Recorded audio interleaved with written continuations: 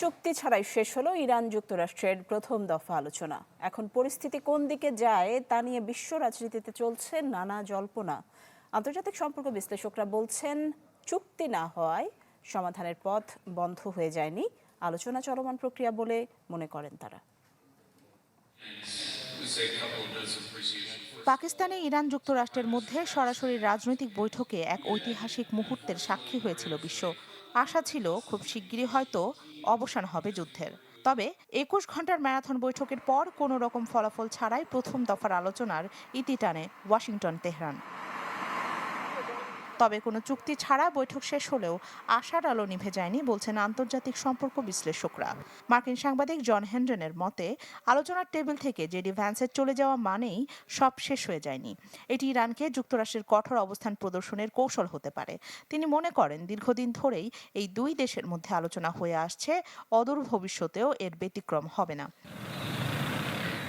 শান্তি আলোচনা কভার করা পাকিস্তানের সাংবাদিক ওসামা বিন জাভেদের মতে, কোনো চুক্তি না হলেও ভালো দিক হলো আলোচনা ভেঙে পড়েনি। আবার বড় কোনো অগ্রগতিও হয়নি, তবে দীর্ঘ আলোচনার ফলে একটি বিস্তৃত কাঠামো তৈরি হয়েছে।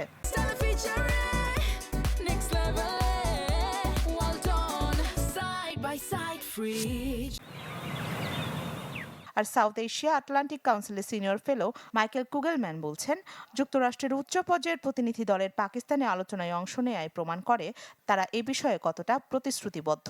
তিনি মনে করেন, ভবিষ্যতে আরও আলোচনা হতে পারে, তবে তা পাকিস্তানে হবে নাকি অন্য কোথাও তা স্পষ্ট নয়।